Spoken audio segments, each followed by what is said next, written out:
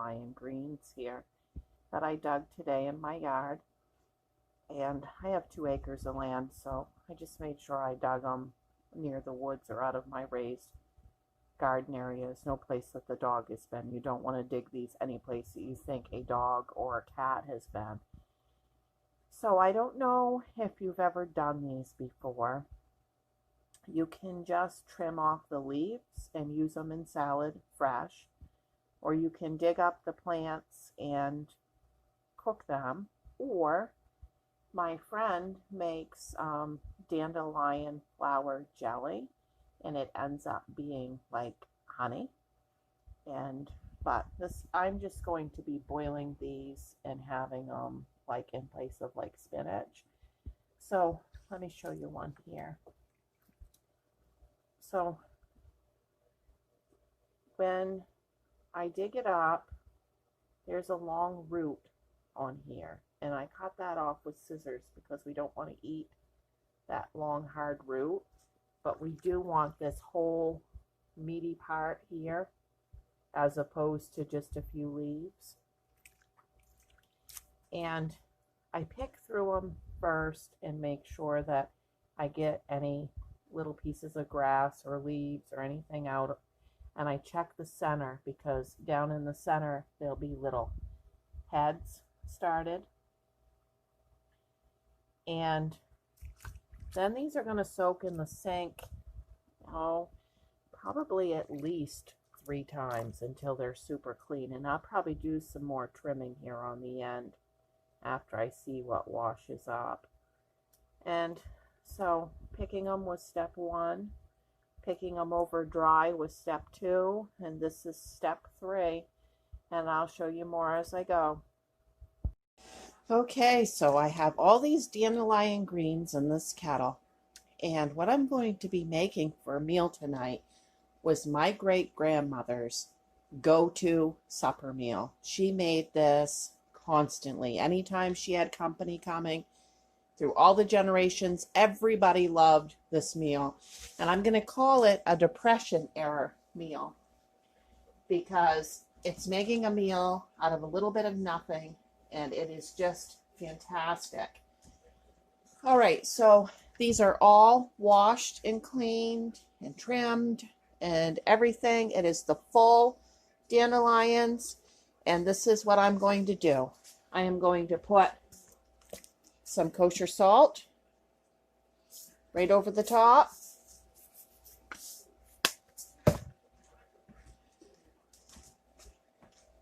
This is a big kettle full of these. Okay, and then I've got some water.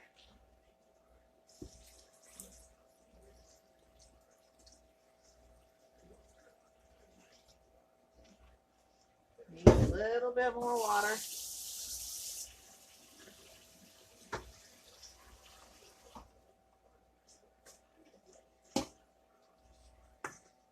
Okay, and I am going to put them on high on one of the big burners because it'll take a long time to heat this up. It's heavy. And then my great-grandmother would have used salt pork, but I don't have any salt pork, so I'm going to use bacon. And all I'm going to do is just cut a chunk like this right off of my pound of bacon.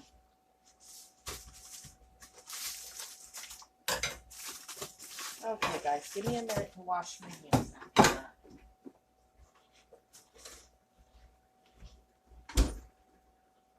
I was about maybe 16 years old when my great-grandmother died, so I'm trying to go off of memory as best as I can. I did call my mother to make sure I was remembering it correctly.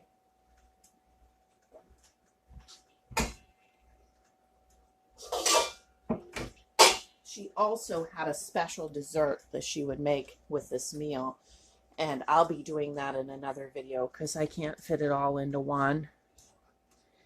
But it was awesome. We loved it when Granny was going to be cooking. She didn't like run to the store and get something special because we were coming and ask each one of us what we liked. She made what she knew everybody was going to like, and everybody did like it, and she never had to go anywhere to get the stuff. She always had it. All right, there we go. That's on. I'm going to cover it tight until it boils, and then I'll tip it up like that. So, some information about my great-grandmother. Her name was Edna Brawn, and she married my great-grandfather, Joe Brawn, and they had a 500-acre potato and dairy farm in Shimpond, Maine. And I didn't know her on the farm. She actually sold the farm and lived in Patton in the senior housing by the time, I was around. But anyway, she used to make a big dinner at lunchtime for the farm hands and her family and things, and then she would make this dinner using leftover meat, leftover potato, and the dandelion greens and the poor man's gravy. But as she got older and was in the apartments, she didn't need to make that big dinner. So she would make this with leftover potato and the dandelion greens, and she always had those canned. She would can them herself. And the poor man's gravy. So let me show you what she would use for meat.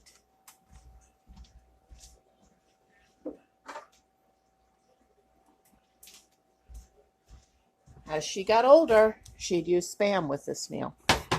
And as she got really old, like really, really, really old, and didn't have any leftover potatoes and was too old to make potatoes, she would make the hash out of these canned sliced potatoes. And believe it or not, it was great. There still was nothing wrong with the meal.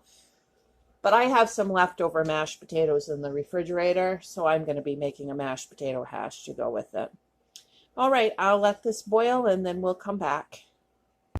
Okay, the pot is boiling here. And I'm just going to push them down in to the water a little further. They're already, pretty cooked at this point, but I'm going to give them longer because those centers that we left by plucking the whole plant out of the ground, those take a little bit of time to get done. So I will turn those down to 8 and let them cook for a bit. So I'm going to go ahead next and start my hash. Let me slide you over. Okay, let me get my potato out.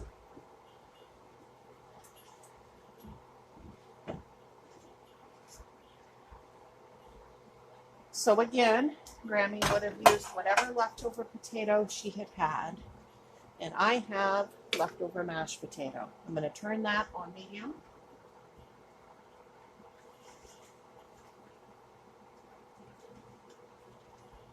I'm going to put 2 tablespoons of margarine right in there to melt.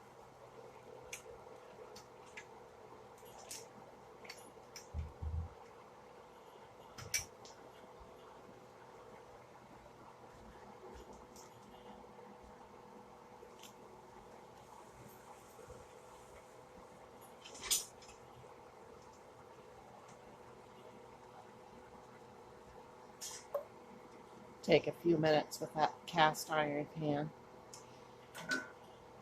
So while that's melting, I'm going to take a coffee mug and I'm going to fill it up with water.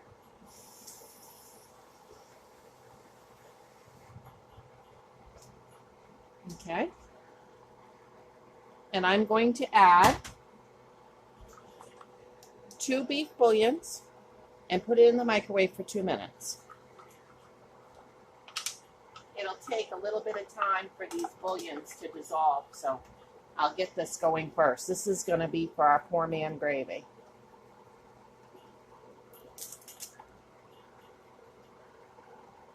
And the great thing about this poor man's gravy is that if you didn't have any meat at all, just the dandelions and the hash and this gravy would be plenty for supper.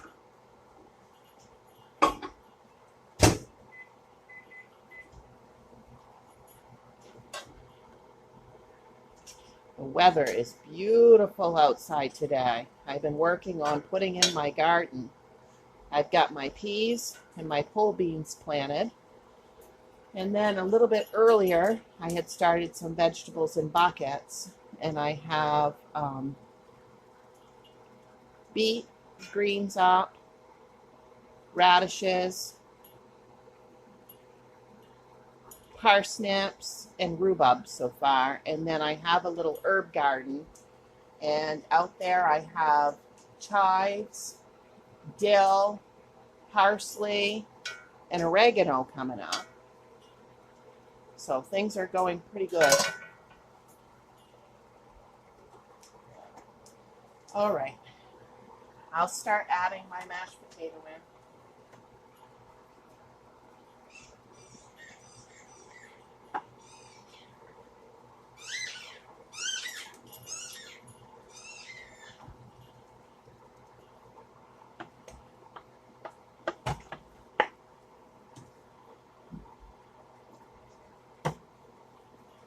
Mashed potato makes a very good hash. It doesn't look as pretty as the other hash, but it tastes great.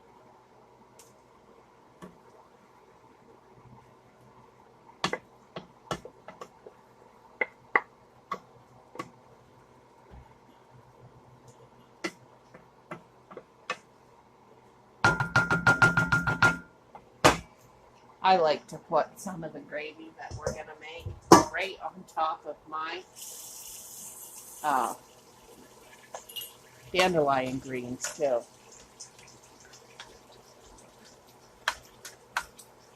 Okay, so on this hash, I'm going to add just a touch of salt because this mashed potato I already salted when I made the mashed potato.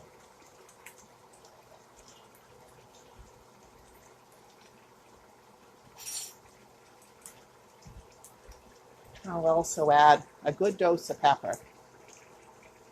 I'm sorry if I'm having a hard time to get my words out and can't think of what I want to say. I'm tired from the gardening.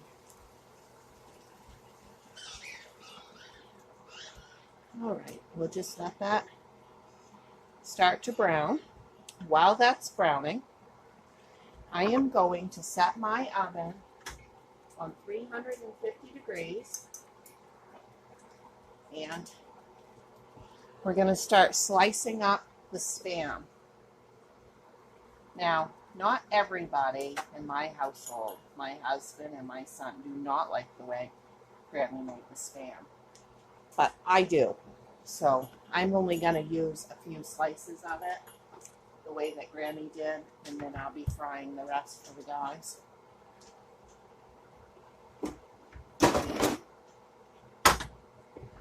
Okay, so a can of Spam is pretty cheap to begin with. And if you've never had Spam, do not, avoid it thinking that you're not going to like it. Believe me, I'm not even a meat eater. And when Spam is done the right way, you can't beat it. And you can really stretch Spam a long ways. I am going to get 12 slices, that's my goal, out of this can of Spam. Okay.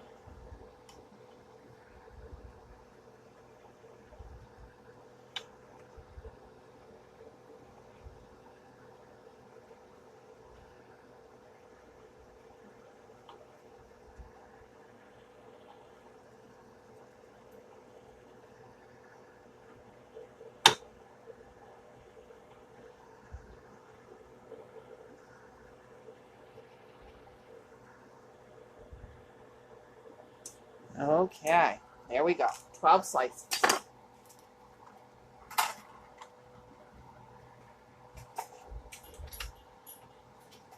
I wash my hands again.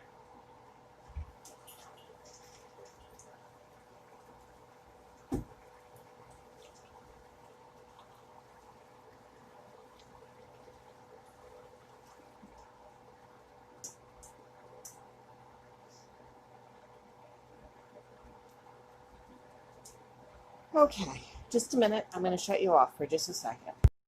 Okay, I'm just using one of these little toaster oven pans because I'm just going to lay out 4 slices on here to do the way Grammy did it.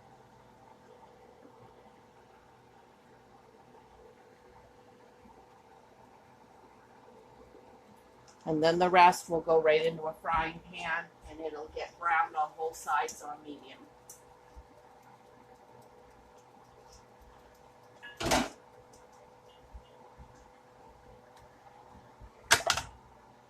No butter or anything. The Spam itself is greasy enough without adding anything extra.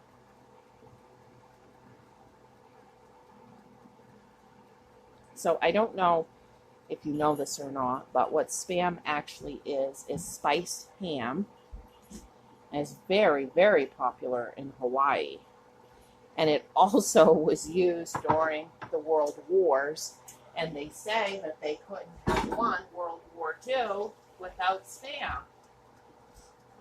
All right, so this is just going to start browning in the frying pan on medium. And while that is happening, I'm going to make a sauce for the Spam. I'll be right back. Okay, in this little glass measuring cup, I'm going to put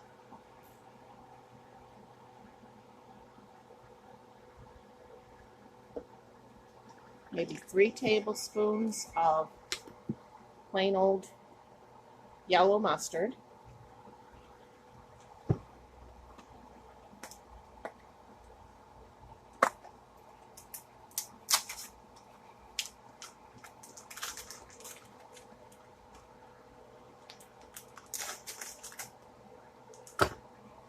And then to that, I'm going to add just a little bit of this light brown sugar.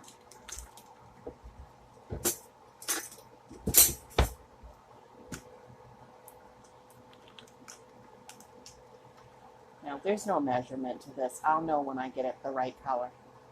I'm going to start by putting about that much in.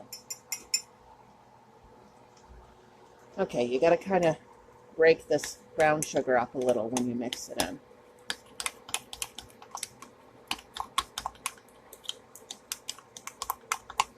Okay, we want it a little browner than that.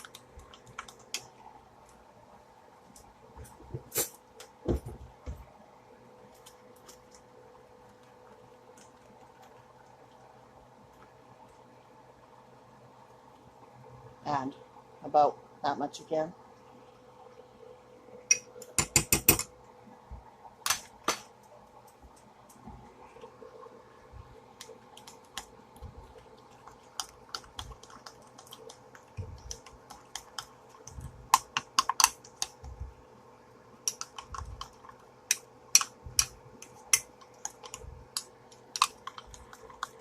Okay, that's perfect right there. See how you have kind of a brown tinted mustard here? That's what you want. Oh my word, my mouth is watering already. Oh my goodness, I haven't had this for years. One thing that I learned from Grammy is it's the simplest of foods that taste the best.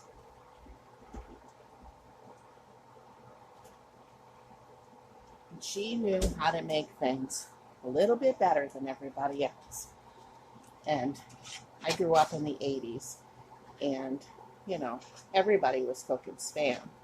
But only Grammy was taking the time to put that brown sugar mustard glaze over the Spam, and oh my goodness.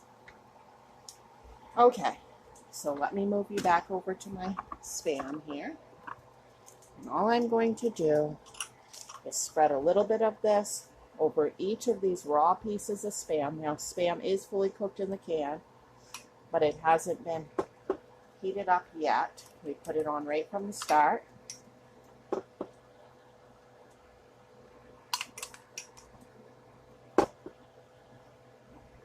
Okay.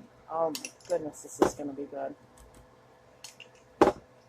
I told my mother if I was ever given one last meal of my life, if I knew when I was going to die, I would tell her I want Grammy Brawn's meal. That's the only thing that I could possibly think of if I was going to eat one last meal. Okay.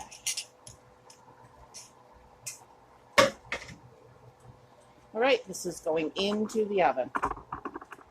Let me shut you off. Okay, while that Spam is cooking, here's our mashed potato hash. You can see it's starting to get a little brown. Just keep flipping it, just like you would with regular hash. This is still right on medium.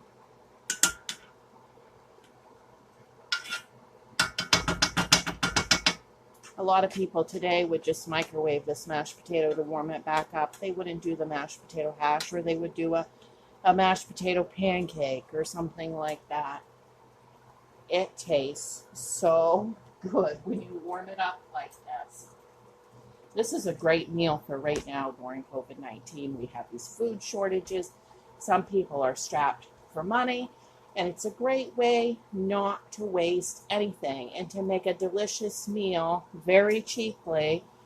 And this will go a really long ways. Probably this dandelion greens that I've done here will probably do us 3-4 meals. Okay, let's take a look at how they're doing. I'm going to call these dandelions done. And here's why. That center part, when I poke it with a fork, it just slips right off, okay? But I'm going to go ahead and shut them off and leave them in the hot water until the rest of supper's ready, and that'll tenderize them a little. Okay, I'm back. The hash and the Spam is still cooking right along. And while that's cooking, we might as well go ahead and get our gravy started, because this is a very quick meal. It won't take long at all. The hardest part was getting the dandelions picked and cleaned.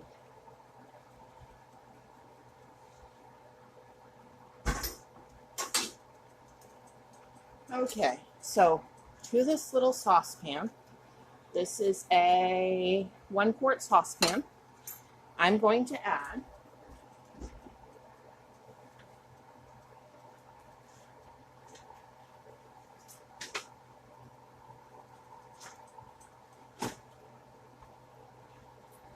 two tablespoons of butter. Remember, there's lines that show you the tablespoon marks. I'm going to turn this right on medium heat and let that butter boil. Melt, I mean.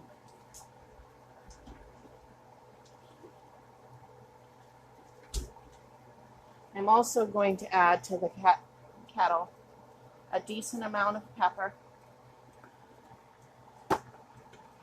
And I've got some unbleached flour here.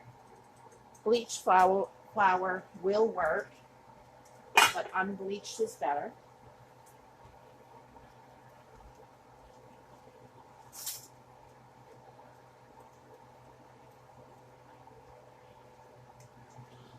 We're just going to let this melt. While that's melting, let's peek at our hash and our Spam.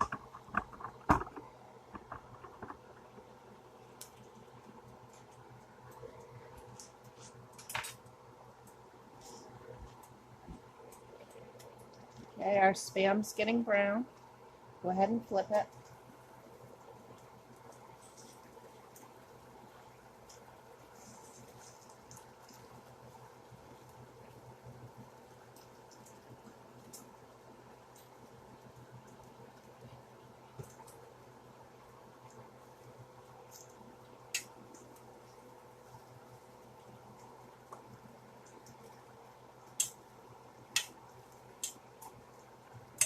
I like to fry the Spam right up so it's a little crispy on the outside. All right, then we're just going to do the same thing with our hash. We're just going to flip it. We want all those crusty brown potatoes right off the bottom.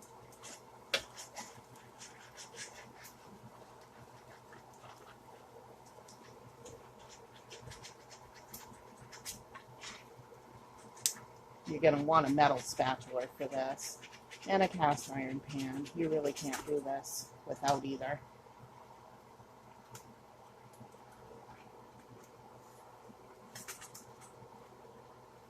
Okay, we'll just continue to let that heat up and brown.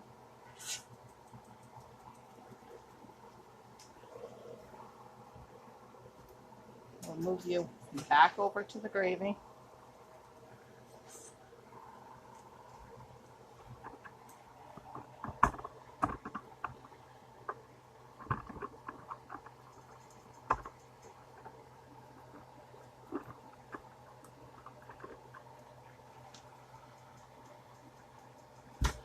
All right, so to this melted butter,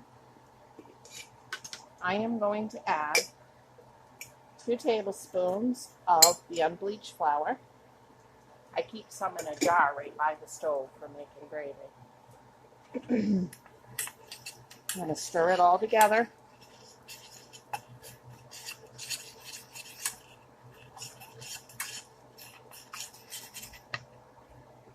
Okay, see? Stir it all together. I'm going to let that sit there and brown for just a couple minutes.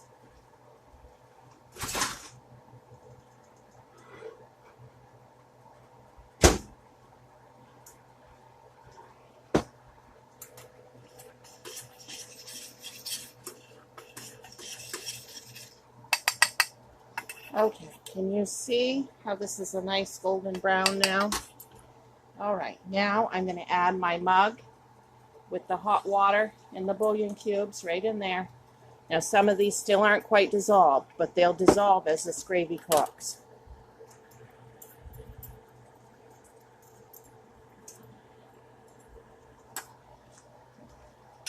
All right, now I'm going to whisk that flour and margarine right in there. And I'm going to let that boil. It's still on medium and just do its thing, and I'll keep coming and giving it a little stir.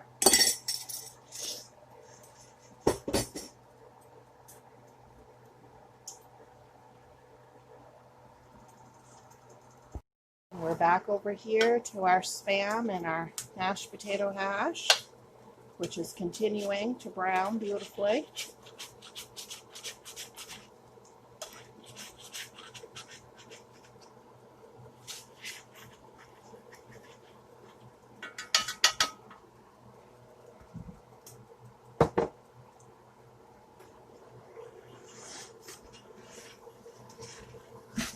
Oh, that Spam in the oven with that mustard brown sugar glaze is smelling so good. I can't even explain it to you.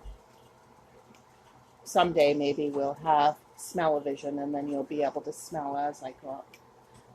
Okay. Still going to let that brown, and I'll check my Spam again.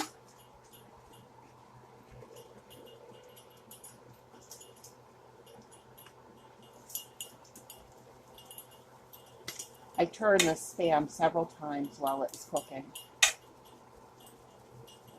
It just seems to brown up best if you keep it moving along. And when I say slightly crispy, okay, like this on both sides, that releases any extra fat out of that Spam too. It's really better than ham, in my opinion.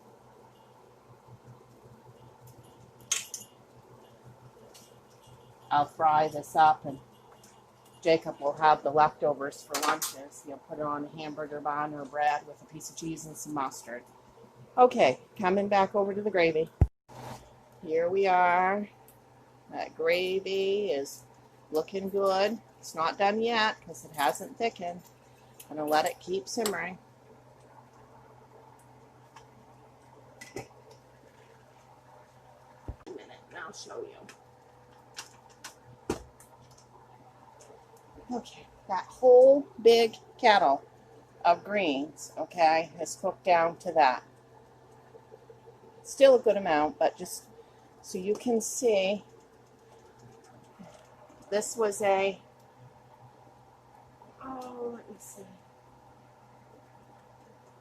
Well, I can't read the bottom very well, it's so worn, but my biggest kettle, like the size that you would do a pot roast or something in, was full to the top. I had to squish it down to get them to cook. And now it's about 1.5 inches high in the bottom. I'm going to add a big slab of butter to that, and I'll be back. Okay, I'm going to add about a tablespoon.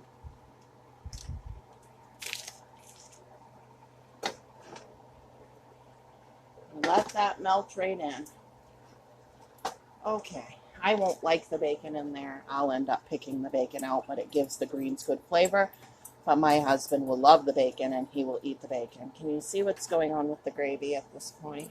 Okay, but we want it thicker than that, so we're going to keep cooking it.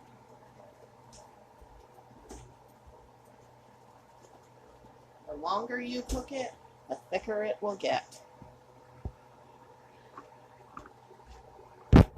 Okay, over here, my Spam is super nice and brown on both sides. I'm going to shut that right off.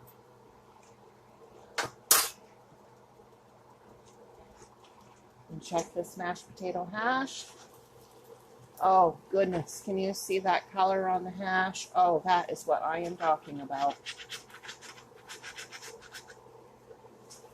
I'm just an old-fashioned cook, guys. Some of my ways may seem real strange compared to these big food networks and all of this, but I'm telling you, I won't steer you wrong. Okay, all we're waiting for at this point is that gravy to thicken just a little more, and that Spam that's in the oven to get just a little more brown. It's getting very, very close.